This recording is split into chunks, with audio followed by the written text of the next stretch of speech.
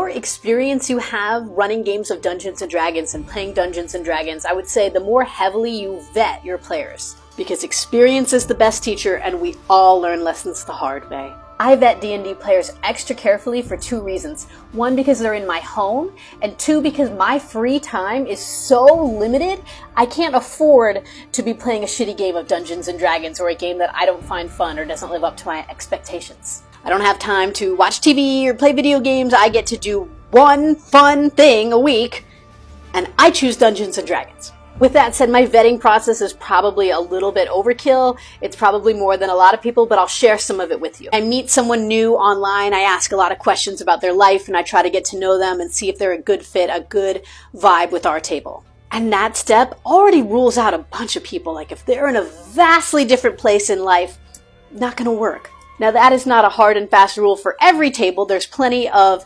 crazy life diverse tables with 16-year-olds playing with 55-year-olds, and I'm sure that works for a lot of people, and I play in a lot of casual games like that. But for my super serious, gritty, realistic home game that I spend an enormous amount of time on, it has to be very, very specific players who enjoy emotional role-playing and tactical combat.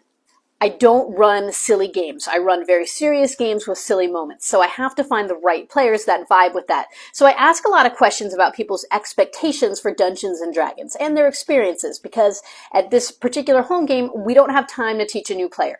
And plenty of other times we play Dungeons & Dragons with new players and teach other people, but not in this particular home game, which is what I'm talking about here. And I actually just have a little questionnaire that I have them fill out that talks about their expectations and how they feel about certain D&D tropes and things like that, and that gives me a good idea of what they're looking for in a game.